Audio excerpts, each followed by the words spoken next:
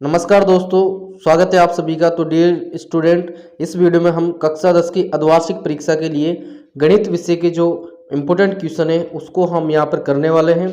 तो देखिए, हमने यहाँ पर एक्सरसाइज 1 से लेकर 4 के जो इम्पोर्टेंट क्वेश्चन है उनको यहाँ पर लिया है, और इसके बाद जो है हम 1 नंबर वाले क्वेश्चन और MCQ जो क्वेश्चन है और खाली स्थान वाले क्वेश्चन है उसके लिए हम अलग से अभी आपको वीडियो बनाएंगे। ये हमारे पास 2 नंबर से लेकर 4 नंबर तक के सवाल है। तो यहाँ पर देखिए, हमारा एक्सरसाइज 1 का क्वेश्चन है। पहला क्वेश्चन है कि पूर्णांकों के निम्नलिखित युग्मों के HCF और LCM ज्ञात कीजिए और इसकी जांच कीजिए कि दो संख्याओं का गुणनफल HCF इंटू LCM है। तो यहाँ पर देखो, हमने ये क्वेश्चन लिया है। अब देखो, एग्जाम में क्या होता है कि हाफ ईयरली में तो जो आपकी किताब में जो क्वेश्चन छपा हुआ है सेम टू सेम वैसा का वैसा क्वेश्चन वो दे देते हैं, लेकिन जो बोर्ड एग्जाम होता है उसमें क्या करता है वो अधिकतर जो है क्वेश्चन यहाँ पर जो संख्या होती है उसको वो चेंज कर देता है।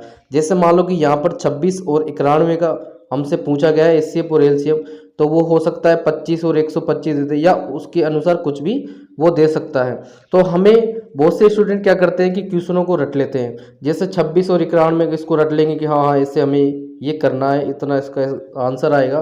तो हमें ये नहीं करना होता है गणित में, ये गलत तरीका होता है। गणित को करने के लिए सही तरीका क्या होता है कि आप जो उसका मेथड है यानी कि उसकी जो विधि है कि क्वेश्चन को हम किस तरह से सोल्व करेंगे वो आपको याद रखनी है। उसके अनुसार आप कोई सा भी क्वेश्चन फिर आप सोल्व कर सकते हैं। तो यहाँ पर देखिए, हम 26 और 91 के जब हम अभाज्य गुणनखंड करेंगे तो हमें ये अभाज्य गुणनखंड प्राप्त होंगे। और HCF क्या होता है, इन अभाज्य गुणनखंडों में जो कॉमन गुणनखंड होता है उसका यहाँ पर गुणा करते हैं हम। तो यहाँ पर देखिए, केवल 13 ही एक ऐसी संख्या है जो दोनों में आ रही है, तो इसका HCF क्या हो जाएगा, 13 हो जाएगा।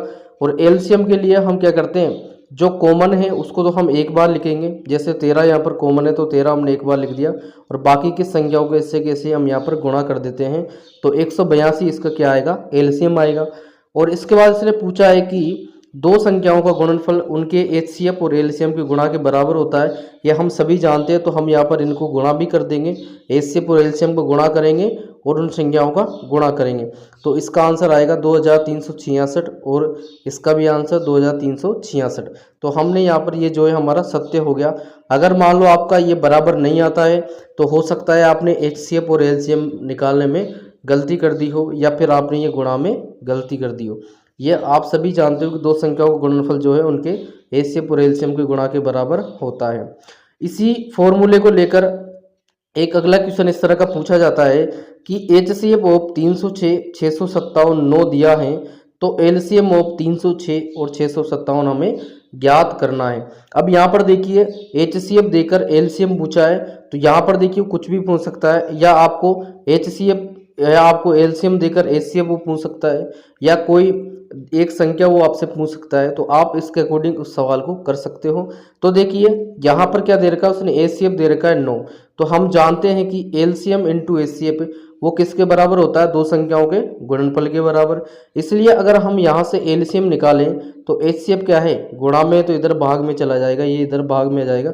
जब हम संख्याओं को रखेंगे और इनको आपस में काट कर गुणा करेंगे तो हमारा आंसर आएगा 22,338, यानी कि इनका LCM आएगा 22,338। हमारा नेक्स्ट इंपॉर्टेंट क्वेश्चन है, √2 एक अपरिमेय संख्या है। तो देखिए, ये क्वेश्चन बहुत सिंपल है। और देखिए, यहाँ पर इस तरह के 3 क्वेश्चन बनते हैं, एक तो √2 वाला, √3 वाला और एक √5 वाला। तो इन तीनों में से आपने एक भी क्वेश्चन कर लिया तो बाकी के 2 क्वेश्चन आप आसानी से कर सकते हैं। कुछ नहीं करना होता है, केवल इसमें 2 है तो 2 की जगह 3 रख देना और उसकी जगह 5 रख देना। अगर 3 वाला है तो 3 रख देना, 5 वाला है तो 5 रख देना। यानी कि आप एक भी क्वेश्चन कर लेते हो तो इसके अनुसार तीनों क्वेश्चन आप आसानी से कर सकते हो। तो यहाँ पर आप सभी को पता है कि हम इसको क्या मानते हैं, परिमेय मानते हैं। और लास्ट में जाकर हमारे पास क्या आता है, एक ओवेनिस्ट गुणनखंड आता है जो कि √2 का परिमेय होने का विरोध करता है। तो ये क्या होगी, एक अपरिमेय संख्या होती है। और इसके बाद हमारा इंपॉर्टेंट क्वेश्चन है कि दर्शाइए कि 5 माइनस √3 एक अपरिमेय संख्या है। तो इसको भी हम क्या करते हैं, परिमेय मानेंगे। और इस तरह से हम जब इसको सॉल्यूशन करेंगे तो दोनों साइड हमारे पास क्या आएगी, परिमेय आएगी। जबकि हमें पता होता है कि √3 क्या है, एक अपरिमेय संख्या है, और इधर वाला पार्ट क्या आएगा, परिमेय आएगा, जो कि बराबर नहीं हो सकता, क्योंकि एक अपरिमेय संख्या एक परिमेय के बराबर नहीं हो सकती, यानी कि ये विरोधाभास प्राप्त हो रहा है। तो इस वजह से जो है हमारे पास 5 माइनस √3 एक क्या होगी, अपरिमेय संख्या होगी। इसके बाद हमारे पास आते हैं एक्सरसाइज 2 के क्वेश्चन। तो एक्सरसाइज 2 में देखिए आपसे शून्य पूछे जाते हैं। तो यहाँ पर देखिए निम्न द्विघात बहुपदों के शून्य ज्ञात कीजिए और उनके बीच गुणांकों की जो है सत्यता की जांच भी आपको करनी है। तो यहाँ पर देखिए कम से कम अगर मान लो सत्यता की जांच भी नहीं आती है तो आपको शून्य वाला एक क्वेश्चन 100% जो है आपको एग्जाम में देखने को मिलेगा और ये क्वेश्चन आपके बोर्ड एग्जाम में भी आता है। तो यहाँ पर देखिए हमारे पास है x square minus 2x minus 8। हमें पता है कि जब हम इसके ऐसे गुणनखंड करेंगे तो क्या प्राप्त होता है x प्लस 2 x माइनस 4। तो हम देखिए शून्य निकाल रहे थे, इसको 0 के बराबर कर देंगे। 0 के बराबर करने पर हमें शून्य प्राप्त होते हैं x बराबर -2 और x बराबर 4।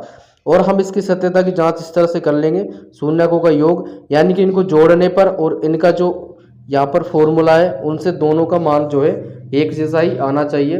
तो यहाँ पर इनका जो संबंध है वो सत्य पाया जाता है। इसके बाद देखिए एक और इम्पोर्टेंट क्वेश्चन है इसी तरह का।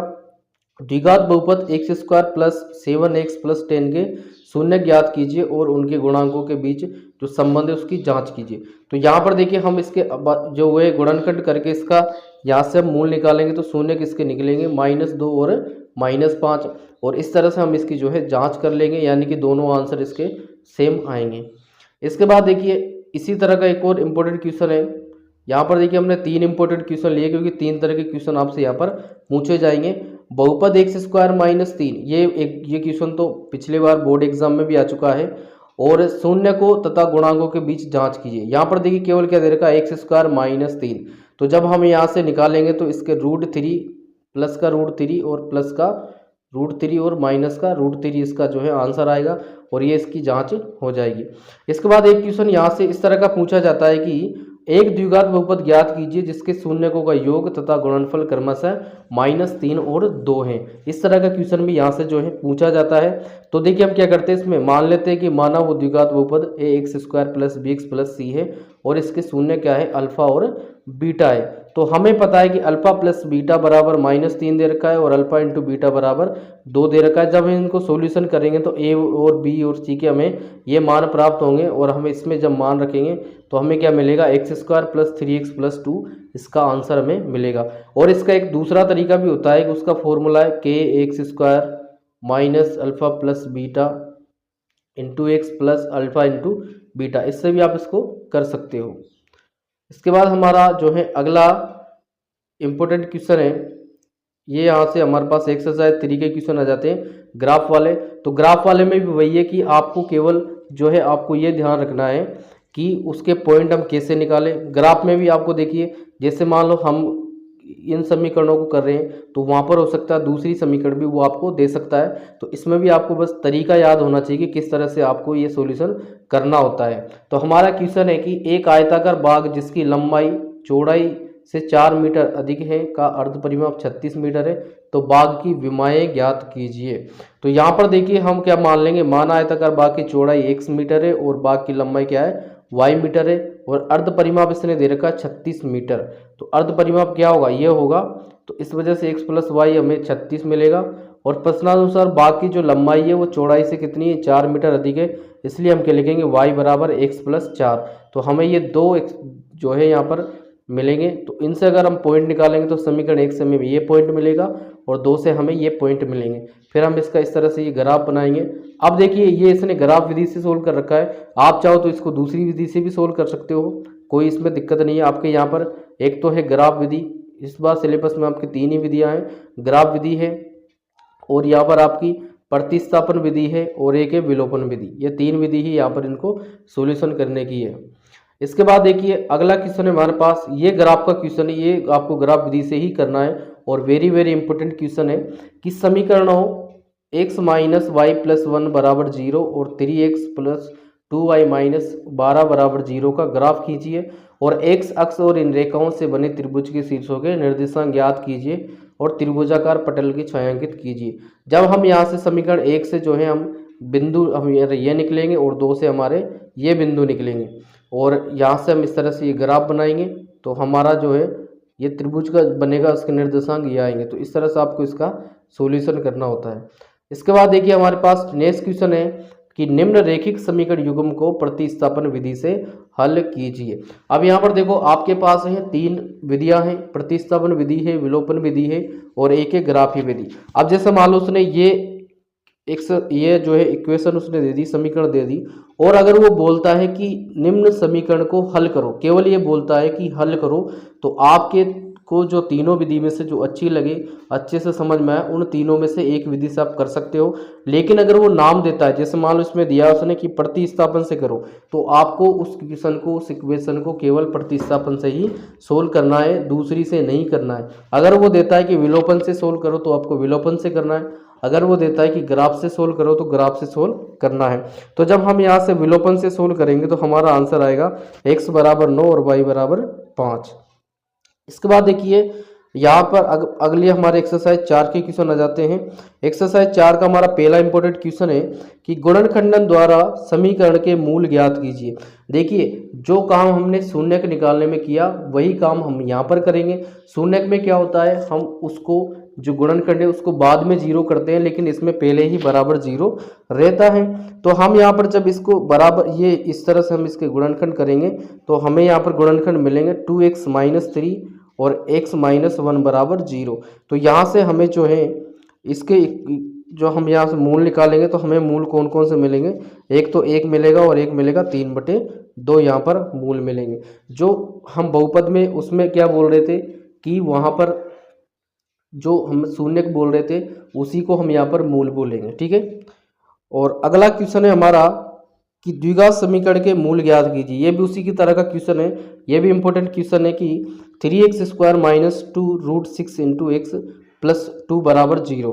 तो यहाँ पर देखिए इसको जब हम यहाँ से सोल्व करेंगे तो सॉल्यूशन करने पर हमारा आंसर आएगा √2/3 और √2/3।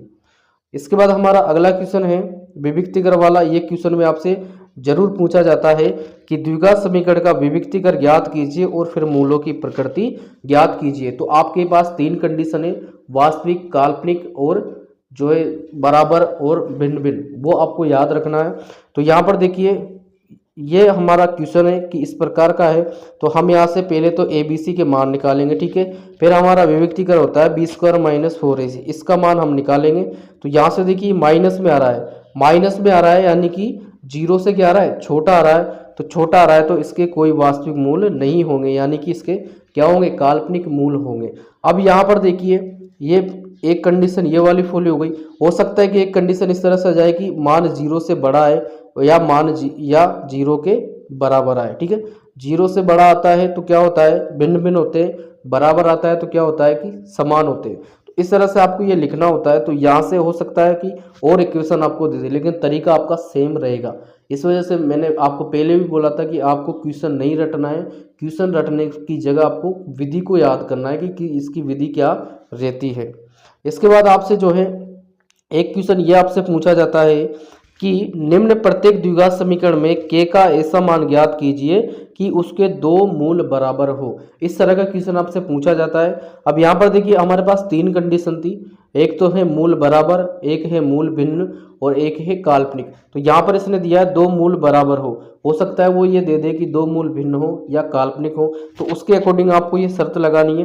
तो हम क्या करते हैं, यहाँ से ABC के मान निकालते हैं। ये हमने ABC के मान निकाले हैं और इसलिए देखिए b² - 4ac हम निकालेंगे। तो देखिए दोनों मूल बराबर कब होंगे, जब इसका मान क्या हो, बराबर 0 हो। तो हम जब इसको बराबर 0 करेंगे तो हमें k का मान क्या मिलेगा, ±2√6 ये हमें मिलेगा। इसी तरह से ये क्वेश्चन आपको करना है। और यहाँ पर देखिए 2 मूल बराबर हो इसकी कंडीशन है, तो वो आपको किसका, भिन्न का भी दे सकता है या काल्पनिक का भी वो दे सकता है। तो इस वजह से आप तीनों ही विधियों से इस क्वेश्चन को आप करके जाएं। तो ये थे हमारे एक्सरसाइज 1 से लेकर 4 तक के क्वेश्चन। और इसमें हमने जो बिग क्वेश्चन है 2 से 4 नंबर तक के जो क्वेश्चन है उन्हीं को लिया है। बाकी के जो MCQ क्वेश्चन है और खाली स्थान वाले क्वेश्चन है उनको हम अलग से आपको करवाएंगे। और नेक्स्ट पार्ट में जो है हम अगली एक्सरसाइज के क्वेश्चन इसमें करवाने वाले हैं। तो डियर स्टूडेंट्स, अगर आपको यहाँ पर किसी भी क्वेश्चन से कोई समस्या है या कोई क्वेश्चन समझ में नहीं आया तो आप हमें कमेंट सेक्शन में कमेंट कर सकते हैं, हम उसका रिप्लाई ज़रूर करेंगे। एंड अगर आपने हमारे चैनल को अभी तक सब्सक्राइब नहीं किया तो आप सब्सक्राइब ज़रूर कर लें।